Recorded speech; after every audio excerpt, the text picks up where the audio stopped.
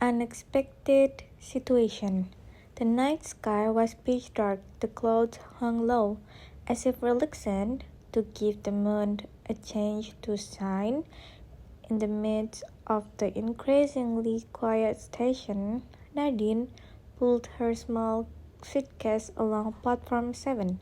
The schedule on the electronic screen still shows the Argo Dipanga train's destination, Yogyakarta, departing at 11 p.m. Her eyes glanced at his watch. She breathed a sigh of relief. On time, she murmured. Nadine had never taken a night train alone before. As a young employee at a technology startup in Jakarta, she was used to flying. But this time, either because she wanted to try something new or perhaps because plane ticket prices were skyrocketing, she chose the train. As she sat on the cold iron bench waiting, a middle-aged man in a station officer's uniform walked by. "Excuse me, sir, the train to Yogyakarta is on this platform, right?" asked Nadine while pointing to her ticket. The officer squinted. "Argo Dwipanga? The platform has moved to track 5, ma'am. There was an announcement earlier." Nadine was startled. She stood up in a hurry and almost dropped her small suitcase. Without having a chance to say thank you, she immediately ran to platform 5. Her breath was panting when she arrived there. The train was already getting ready to depart.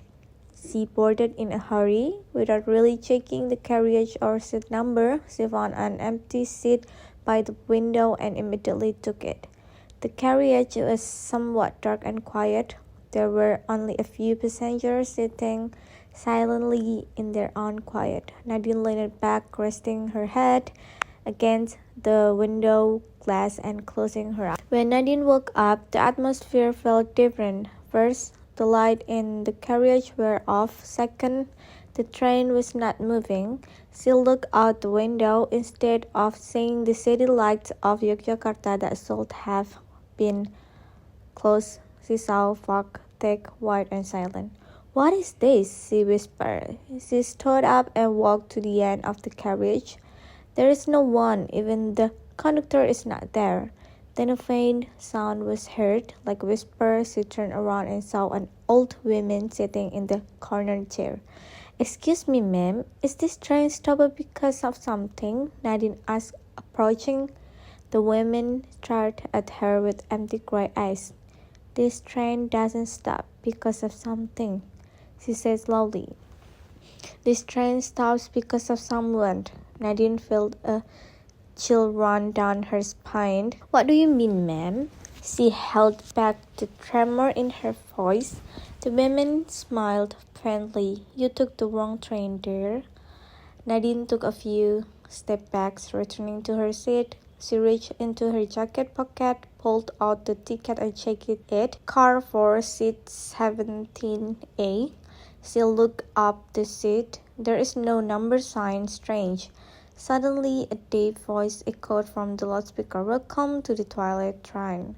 Destination, final station. Please remain in your respective places." "Last station?" Nadine whispered. She walked down to carriage, looking for the conductor, other passengers, anyone, but all the carriage seemed empty, except for one.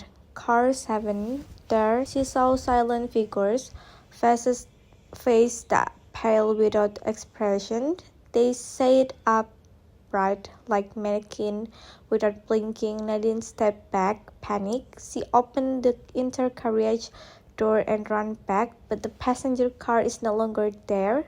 What remains is only fog. Nadine stood frozen. Where was her chair earlier? Where is that small navy blue suitcase? The fog began to creep into the carriage, blurring her vision. She took a deep breath and tried to focus. Maybe this is a dream. Maybe she was just too tired. But the ground beneath her feet is real, as is the cold creeping onto her skin.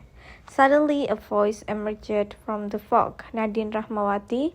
Her body tensed. Who is calling her name? She turned around, but there was no one there. Then from behind the fog, a smiled child appeared, a boy around 9 years old, wearing a school uniform that was already dirty and torn at the collar. Nadine, right? He said innocently. Nadine looked down, swallowing hard. Yeah, who are you? I'm Damar. I'm a permanent passenger here. Permanent passenger? Nadine frowned. This train only comes for people who are lost, Damar said, pointing towards the fog. If you don't get out quickly, you might become a permanent passenger too. Damar guided Nadine along the narrow path that had been inside the carriage for who knows how long. Their footsteps echoed as if they were walking in an endless metal corridor. There are rules of the train, Damar said without turning. If you hear a voice calling from the fog, don't answer. If over an empty seat, don't sit down. And most importantly, don't look back. Why? Nadine asked softly. Because they are following us. Nadine's step paused for a moment. She held her breath. Whether it was because of the cold or because of Damar's calm words when saying something that should have been impossible. I don't understand. What is really happening? Sometimes people get on this train because they took the wrong path, but more often because they refuse to accept reality. Damar replied flatly. You just went through something heavy, didn't you? Nadine fell silent. The image of the car accident from a week ago flashed through her mind. She survived, but her good friend Reina did not. Damar invited Nadine to a small room resembling a conductor cabin. There is an old wooden board containing a list of names. She pointed to a line in red ink. Nadine Rahmawati, status under review. See, you're not fully registered yet. That means you can still go home, said Damar. Nadine swallowed hard. If I stay here, if the status changed to registered, you will forget everything. Name, family, even the purpose of life. You will become like those who sit quietly in the back carriage. Those who sit quietly? The shadow of the expressionless passengers haunted her thoughts again. I have to get out of here, Nadine muttered. There's one way, Damar said, but you have to find the original ticket again. The ticket can open the exit door, but be careful. Those who are already registered also want it. They recreated their steps through the carriage, which now looked even stranger. The metal walls looked rusty and strange sounds could be heard from behind the walls, whisper, cries, and laughter. Damar stopped at one of the chairs. He pointed under the bench. There is a familiar small notebook there. It belongs to Reina. Nadine's heart raced as she bent down and picked up. When she opened the first page, she found a torn piece of her ticket folded between the page, but before she could take it, heavy voice echoed throughout the carriage. Passenger with the name Nadine Rahmawati, please take your seat immediately. The registration process will begin shortly. The train lights flickered from behind. The sound of footsteps low, yet synchronized approaches. They're coming, Damar whispered. Get the ticket, now. Nadine grabbed the ticket and held it tightly. In an instant, the carriage around her shook violently. The doors opened by themselves. The fog crept in and swallowing everything. With a ticket in hand, Damar pulled Nadine toward the exit, but now the door is guarded by a tall man in a black cloak. His face was foggy, but his gaze was sharp. He's not ready, said the figure. He's still carrying the quilt. Nadine stepped forward, trembling. I know. I feel guilty because Reina died, but it's not entirely my fault. I also lost my best friend. I'm also hurt. The figure paused for a moment, then nodded slowly. If that's the case, prove it. Open the door yourself. Nadine approached the metal door, which now reflected her tired, their straight face, but also alive. She attached the ticket to the panel next to the door with a soft click. The door opened and a blinding bright light emerged from behind it. Go home, said Damar, smiling. but don't forget us. Nadine woke up gasping for breath. She was in a hospital bed. His mother's hand held him tightly. Finally, you realize, said the mother with tears streaming down her face. Nadine looked around. Her hand was wrapped in a bandage. On the small table beside the bed there lay a small note belonging to Reina. Inside there was a small train ticket that she had never seen before. She held it gently, then closed her eyes and whispered, "Thank you, Damar." The days after Nadine regained consciousness were not ordinary days. Physically, she healed quickly. The minor cuts on her hand and the bruise on her shoulder had faded within a week. However, inside her, something had changed. Every night when she tried to sleep, the shadow of the silent carriage and the thick fog reappeared. The figure of Damar, the little boy who guided her out of the train, now often appears in her dreams. She didn't say anything, just stood at a distance and watched. He didn't say anything, just stood at a distance watching. Nadine began to wonder, is it all just dream between life and death? Or is there really that train that comes for people who are not ready to live or unable to accept reality? She didn't dare to tell everything to her mother, the hospital psychologist, or anyone. Only one person who might understand, even though she is no longer here, Reina. One morning, Nadine went to her friend's grave, bringing wet flowers and Reina's notebook, which she now always keeps in her bag. "Rain," she said softly, "I miss you, and I know I might never be able to fully forgive myself, but I also know you wouldn't want me to stay there forever." Place the small ticket she found in Reina's notebook on the grave. "That train, I won't ride it again, but if someday I have to go there, I will be more prepared." 2 weeks later, strange event happened again. Nadine was sitting at the bus stop, waiting for public transportation to the office. Suddenly, a small child stood beside her, just like Damar, messy hair, dull school uniform, and a sharp yet gentle gaze. Nadine was taken aback. "Damar?"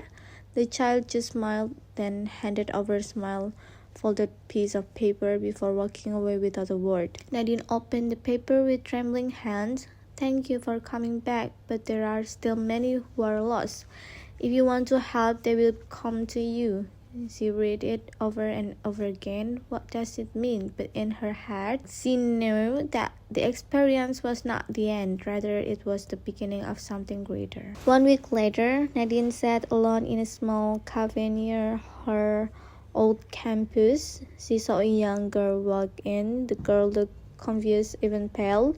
She sat in the corner looking out the window with vacant eyes. Nadine tried to ignore it, but it was as if something compelled her to pay attention. Suddenly, their gazes met. The girl stood up and walked towards her. "Sorry, this is strange, but I feel like I know you from somewhere." Nadine smiled gently. "What's your name?" "Ayu," she replied. "Why do you feel lost, Ayu?" The girl froze. "I don't know. In the past few days, everything has seemed blurry. I often wake up from dreams where I'm on a night train with no destination." Nadine nodded slowly. "Maybe Damar is right. People who are lost will come to her, and maybe that is her task now, to be a bridge for those who have not yet found their May home." That night, Nadine sat in front of her laptop, opening an empty folder she named Midnight Train Project. She began writing her story not as a dramatic confession, but as a guide. She wants to help people like herself, those who are on the verge of giving up, trapped between loss and guilt. One by one, she began to meet people like Ayu. They come with tired eyes, similar story, and dreams of a train without destination. Nadine listened to them, quoted them, and sometimes just sat with them until they felt ready to return. She is not a psychologist, not a savior, but she knows what it's like to stand on the wrong platform, and that's enough. A year after the incident, on her 27th birthday, Nadine stood at the same station as the night. Gambir, platform 7, now looked bright and crowded. However, at the end of the track, right under the dim light, there is an old train with faded transcription Senja. No one noticed it, as if only Nadine can see it. She stepped slowly, and as she approached, the door opened. Is it time again? She said softly. But this time it was not for herself. This time she entered calmly, carrying a ticket and a notebook, not a leaf, but accompany those who are still searching for their way home. The toilet trap reappeared, standing still like a ghost, patiently waiting. The air around the platform instantly became colder, as if its presence had sucked away some of the warmth of the night. But this time, there was no fear in Nadine's heart. She stepped confidently, crossing the path that once made her hurried and confused. Reina's notebook and the old ticket were tightly clutched in her hand. The train door opened slowly, releasing a faint hurl of steam, like a long breath from something that had been asleep for a long time. Nadine climbed the small step and stepped back onto the rusty metal floor that had almost swallowed her before. But the atmosphere this time was different. The train feels brighter, warmer, not like a trap, but like a waiting room for souls that have not yet found their direction. Welcome back, Nadine Rahmawati. The same voice from the loudspeaker sounded soft, almost friendly. She smiled slightly. Car by car, she searched through. Inside, as she had suspected, the silent figures reappeared, but now Nadine did not look at them with fear. She looked with empathy. This face, though pale, bore wounds that had not yet healed. There is a young person in a school uniform, a mother clutching a shopping bag, an old man staring out the window without a word. They are not ghosts, they are memories, losses, and unfinished grief. In the middle carriage, Nadine sat in the seat she had first occupied. She opened Reina's notebook, then wrote a single sentence. I'm ready to listen. A few minutes passed in silence until the first figure approached her, a young man, his eyes wet and eyes pressed. He sat slowly across from Nadine. I don't know why I'm here, he murmured. Nadine closed the books and looked gently. Do you remember the last time you felt extremely tired? The woman began to tell her story about the pressure at work, about the desire to disappear, about the darkest decision that suddenly made her wake up in this carriage. That's how the night went. One by one they came. Not everyone is ready to return. Some are still drowning in denial. Some are still too angry at the world. But for those who are ready, nothing helps them remember that pain is not the end, that loss and mistakes are not something to be forgotten but faced. Every name that finishes is the story changed its status on the board in the conductor carriage, from delight to ready to return, and from the back cabin door, light always appears, as if opening the way home for them. Several times Nadine heard Tamar's voice in the hallway, even though she never appeared, just a small laugh or sometimes a whisper, you did well. Time in the real world does not pass the same way in the twilight train. Nadine could spend hours, even feeling like days, but return to the real world in an instant. She began to live double life by day as a freelance social worker and by night as a temporary passenger, helping people lost in the fog. But not all journeys end happily. One night, Nadine found a little girl about 5 years old sitting in a chair by the window. She was silent, hugging a sappy doll. Nadine approached her and sat down slowly. "Hi, what's your name?" The child didn't answer, just staring straight ahead. Nadine felt that something was different. The energy around the carriage felt frozen. Then a voice came from behind. "He can come back," said Damar, who suddenly stood at the train carriage door. His face looked more mature than the last time. Nadine felt silent. "Why?" she asked. "Because no one is looking for her." That sentence hit like a cold wave. The child was gone unsearched for, unknown, just a part of forgotten statistics. Nadine held the girl's small hand. "Then let me be the one to remember you," she said softly. That night, for the first time, Nadine cried inside the twilight train. She realized that her task was not to save everyone, but if she could make one soul not feel alone, that would be enough.